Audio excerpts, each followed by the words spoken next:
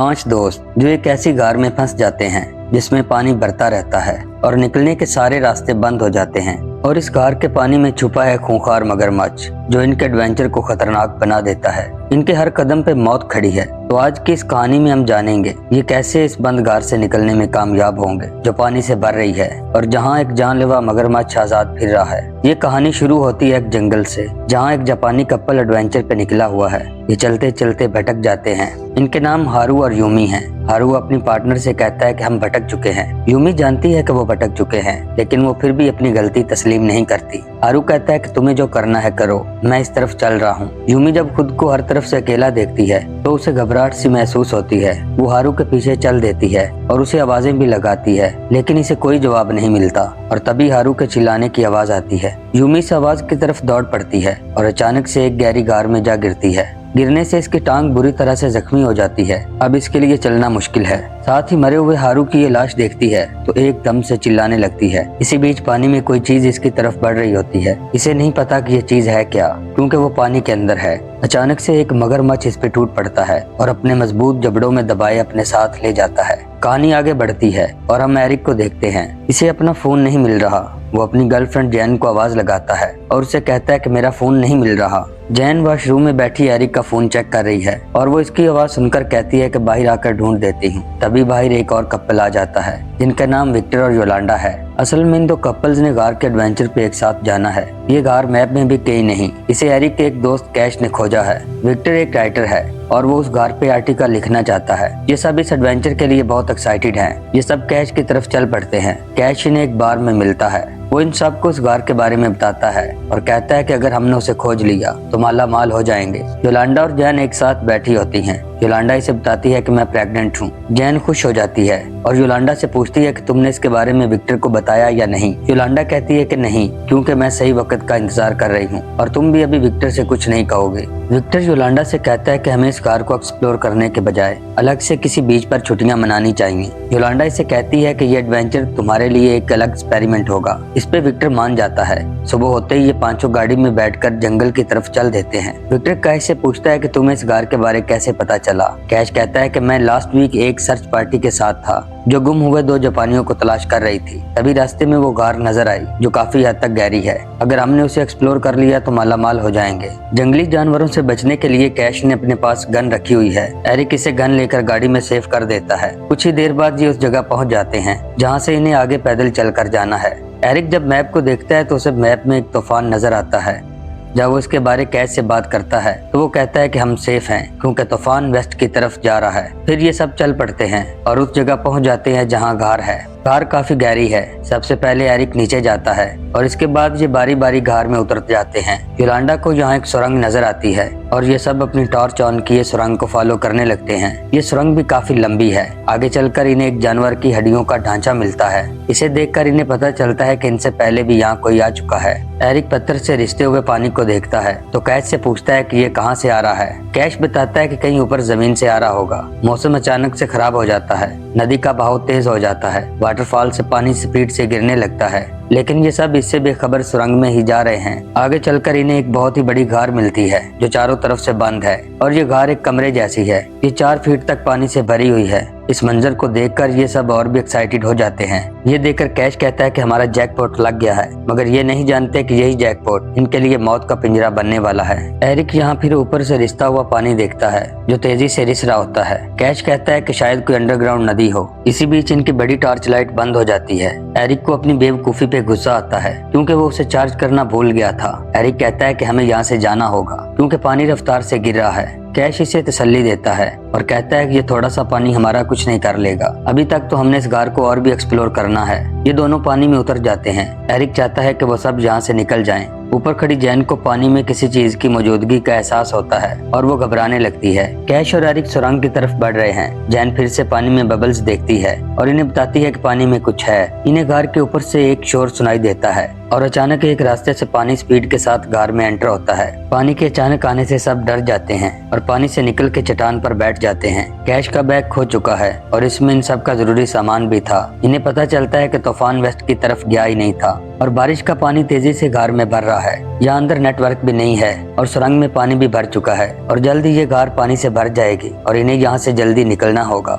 जैन कहती है कि मैं इस पानी में नहीं उतरूंगी क्योंकि यहाँ कुछ है। एरिक इसे तसल्ली देता है और बोलता है कि अगर हम यहाँ से अभी ना निकले तो फंस सकते हैं। एरिक पानी में उतर जाता है और इन्हें शांत रहकर अपने पीछे आने का कहता है। ये एक दूसरे के सारे पानी में उतरते हैं। इन सबके दिलों में एक खौफ बैठा है। विक्टर को यहाँ कुछ नजर आता है। वो अपने साथियों को बताए बगैर उस तरफ चल पड़ता है। नजदीक पहुंचकर इसे पता चलता है कि ये तो विक्टर का खोया हुआ बैग है। वो इसे लेकर एरिक लोगों की तरफ जाने लगता है तो इस काले पानी का खूंखार राजा इसे अपनी लपेट में ले लेता है। इसकी एक चीख निकलती है जिसे बाकी लोग सुनकर चौंक जाते हैं। ये विक्टर को उसके नाम से पुकारते हैं, लेकिन विक्टर पानी के नीचे मगरमच्छ के जबड़ों में बेबस है। यहाँ खौफ का मंजर बन चुका होता है। इसी बीच पानी में एक शोर के साथ हलचल होने लगती है। विक्टर मगरमच्छ के जबड़ों से आजाद हो जाता है। इसे जख्मी देखकर बाकी सब डर जाते हैं, लेकिन मगरमच्छ फिर से विक्टर को अपने कब्जे में ले लेता है। एरिक इन सबको पानी से बाहर निकलने को कहता है। योलांडा की नजर एक तैरती लाश पे पड़ती है। इसको निकालने के बाद इन्हें पता चलता है कि ये विक्टर की नहीं। इसी वक्त फिर से पानी में हलचल होने लगती है और विक्टर बचाओ बचाओ कह रहा होता है। ये देखकर एरिक इसे बचाने कूद जाता है। एरिक इसे अपने साथ लेकर आ रही होता है तो जैन एरिक को बताती है कि मगरमच्छ उनकी तरफ आ रहा है। एरिक को मौत का खौफ पानी से बचा ही लेता है और वो मगरमच्छ के आने से पहले ही विक्टर को लेकर बाहर निकल चुका होता है। विक्टर की हालत काफी खराब है और वो इस काबिल नहीं कि चल सके। जैन इसकी अच्छे से मरहम पट्टी करती है। जैन एरिक से कहती है कि हमें इसे हॉस्पिटल लेकर जाना होगा। ये सब पानी से बाहर गार की चट्टान पर बैठे हुए हैं और पानी का लेवल भी आहिस्ता आहिस्ता बढ़ रहा है और जिस सुरंग से ये निकल सकते हैं वो भी पानी से भरी हुई है और इस काले पानी में एक आजाद मगरमच्छ है। एरिक कहता है कि हम ना निकले तो भी मर जाएंगे, इसलिए मैं और कैश यहाँ से निकलेंगे। कैश इसे कहता है कि मगरमच्छ कभी भी हमला कर सकता है। एरिक इसे समझाता है कि हमें ये रिस्क लेना ही होगा क्योंकि जल्द ये गार पानी से भर जाएगी। कैश जानता है कि इनके पास कोई दूसरा रास्ता नहीं। इन्हें जो लाश मिलती है ये एक जो पानी की है जो इस गार में गिरा था। कैश को आइडिया आता है और वो एरिक से बोलता है कि हम इस लाश को पानी में फेंकेंगे। मगरमच्छ जैसे इस पे हमला करेगा तब तुम दूसरी तरफ से जाना। योलांडा लाश को पानी में धकेल देती है और तभी मगरमच्छ इस पे टूट पड़ता है। कैश एरिक को जाने का कहता है और एडवाइस करता है कि पानी में झटपटाना नहीं क्योंकि वो वाइब्रेशन से अट्रैक्ट होते हैं। एरिक आराम से पानी में उतरता है और सुरंग की तरफ चल देता है और कैश भी इसके पीछे पानी में चल देता है, लेकिन इन्हें कुछ मालूम नहीं कि काले पानी का राजा कब इन्हें अपनी लपेट में ले ले। ये सुरंग के पास पहुंच जाते हैं और लंबी सांस लेकर सुरंग में एंटर हो जाते हैं। सांस बंद होने से पहले ही ये दोनों इस सुरंग को पार कर लेते हैं। कैश पानी में बबल्स देखकर घबरा जाता है। अचानक से कोई चीज इसकी टांगों से टकराती है जिससे इसका खौफ ज्यादा बढ़ जाता है। एरिक टॉर्च से पानी के अंदर देखता है लेकिन उसे कुछ नजर नहीं आता। इसके बाद ये फिर से चल पड़ते हैं। विक्टर यहाँ आने से पहले भी बीमार था। उसे पैनक्रिएटिक कैंसर है और इससे उसे सांस की भी प्रॉब्लम है। उसकी सांस फूल जाती है और इसका पंप योलांडा के बैग में है और वो इनके सामने दूसरी तरफ चट्टान पर है। जैन इसे अपनी तरफ पंप फेंकने को कहती है। योलांडा जब पंप फेंकती है तो वो पानी में गिर जाता है, लेकिन वो विक्टर की बिगड़ती हालत को देखकर पानी में उतर जाती है। जैन इसे मना करती है लेकिन वो पंप तक पहुंच जाती है। इसी बीच पानी में हलचल होती है। योलांडा अपने पास मगरमच्छ देखती है। जैन इसे शांत रहने को कहती है। मगरमच्छ इसके पास से गुजर जाता है। मगरमच्छ को खुद से दूर जाते देखकर वो जैन की तरफ बढ़ती है। पानी में वाइब्रेशन की वजह से मगरमच्छ योलांडा के पीछे लग जाता है, लेकिन वो जल्दी से इनके पास पहुंच जाती है। पंप को इनहेल करने से विक्टर की सांस ठीक हो जाती है। अब हम दूसरी तरफ एरिक और कैश को देखते हैं। रास्ता इन्हें अब तक नहीं मिला। ये जिस जगह पर हैं, इसकी दोनों तरफ एक रास्ता है। एरिक इसे कहता है कि अब हम अलग जाएंगे और रास्ता ढूंढकर एक साथ मिलेंगे। सांस खींचकर ये पानी के अंदर चले जाते हैं। ये दोनों काफी कोशिश करते हैं लेकिन बाहर निकलने का कोई रास्ता नहीं मिल पाता। ये एक दूसरे से बिछड़ चुके हैं। कैश एरिक को काफी आवाजें देता है लेकिन यहाँ इसके सिवा कोई नहीं होता। तभी पानी में बबल्स बनते हैं। वो चौंक जाता है। जब वो अपनी टॉर्च से पानी के अंदर देखता है तो इसे मगरमच्छ नजर आता है। कैश बिल्कुल शांत होकर खड़ा हो जाता है ताकि मगरमच्छ इससे दूर ही रहे, लेकिन ये पानी का राजा जिसे छोड़ने वाला नहीं। वो एकदम से कैश को अपने ताकतवर जबड़ों में जकड़ लेता है और इसे अपने साथ ले जाता है। एरिक किसी और सुरंग में खो चुका है। वो कैश को आवाजें लगाता है लेकिन कैश इसे नहीं मिलता। वो काफी देखता है लेकिन कैश कहीं नहीं। दूसरी तरफ गार के अंदर पानी का लेवल अभी बढ़ रहा है। एरिक और कैश को गए काफी वक्त हो गया है। जबकि जैन और योलांडा विक्टर को छोड़कर यहाँ से नहीं जा सकती। योलांडा विक्टर को तसल्ली देती है कि हम यहाँ से जरूर निकलेंगे और इसी पल में वो इसे बताती है कि मैं प्रेग्नेंट हूँ। ये सुनकर विक्टर खुश हो जाता है और कुछ लम्हों के लिए उसे अपना दर्द भूल जाता है। जैन को यहाँ बाहर से आती हवा महसूस होती है। जब वो चट्टान की दूसरी तरफ देखती है तो इसे एक छोटी सी सुरंग नजर आती है। वो इन दोनों को बताती है कि यहाँ एक रास्ता है। तभी ये एरिक को वापस आते देखती है। वो किसी न किसी तरह एक बार फिर इनके पास पहुँच जाता है। कैश इसके साथ नहीं है। जैन इसे पूछती है कि कैश तुम्हारे साथ क्यों नहीं आया और वो कहाँ है, लेकिन एरिक की खामोशी इसे बता देती है कि वो अब नहीं रहा और इसे पता चलता है कि एरिक को रास्ता नहीं मिला क्योंकि वो बंद है। तभी जैन इसे बताती है कि मुझे एक सुरंग मिली है। योलांडा एरिक के साथ इस सुरंग में चली जाती है और जैन विक्टर के पास रहती है। ये सुरंग काफी बड़ी है लेकिन आगे चलकर ये तंग हो जाती है। योलांडा एरिक को बताती है कि वो प्रेग्नेंट है। इस पे एरिक पूछता है कि क्या तुमने विक्टर को बताया, तो योलांडा कहती है कि हाँ, आज ही बताया है। दूसरी तरफ घर के अंदर तेजी से पानी का लेवल बढ़ रहा है। विक्टर और जैन जहाँ बैठे हुए हैं पानी वहाँ तक पहुँच जाता है। जैन जानती है कि वो जहाँ बैठे रहे तो जल्दी मारे जाएंगे। जैन इसे कहती है कि हमें यहाँ से सामने दूसरी तरफ उस ऊंची चट्टान तक पहुँचना होगा।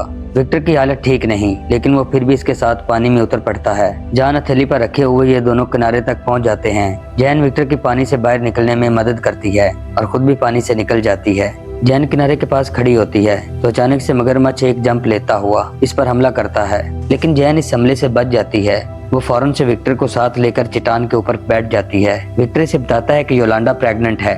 जैन कहती है कि मैं जानती हूँ। विक्टर कहता है कि मैं बहुत खुश हूँ क्योंकि डॉक्टर ने कहा था कि मैं बाप नहीं बन सकता, लेकिन मैं बाप बन गया। जैन योलांडा के कैमरे से तस्वीरें देख रही होती है तो उसे एक ऐसी तस्वीर नजर आती है जिसमें एरिक और योलांडा एक दूसरे के बहुत नजदीक होते हैं। इससे जैन को पता चल जाता है कि एरिक उसके साथ फ्लर्ट कर रहा है और वो बच्चा विक्टर का नहीं बल्कि एरिक का है। सुरंग में काफी आगे जाने के बाद रास्ता बंद हो जाता है और इन दोनों की कोशिश वेस्ट हो जाती है। आगे रास्ता न होने की वजह से इन्हें वापस लौटना पड़ता है। विक्टर की नजर पानी में तैरते कैश के बैग पे पड़ती है। वो जैन को जब बताता है तो जैन पानी में बैग लेने उतर जाती है। विक्टर इसे मना करता है मगर वो आगे बढ़ती रहती है। जैन जब बैग तक पहुंच जाती है तो जल्दी से वापस किनारे की तरफ बढ़ती है। वो किनारे पर पहुंच तो जाती है लेकिन उसका पाँव फिसल जाता है और सर में चोट लगने की वजह से जैन वहीं किनारे के पास बेहोश हो जाती है। विक्टर जानता है कि वो अभी न उठी तो मगरमच्छ उसे अपना शिकार बना लेगा। जख्मी होने के बावजूद वो चट्टान से उतरता है और जैन के पास आता है। विक्टर से जगाने की बहुत कोशिश करता है। जैन होश में आ जाती है।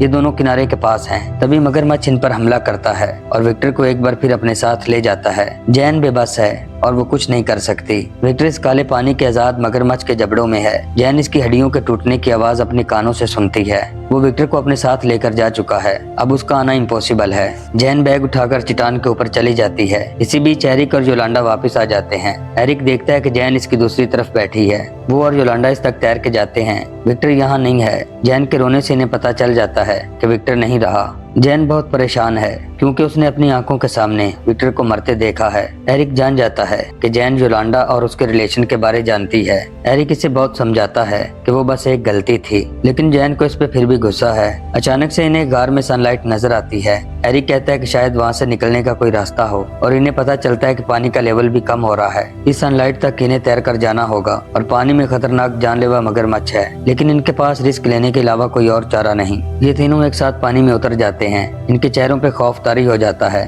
क्योंकि इस काले पानी में इनके दो साथियों की जान जा चुकी है।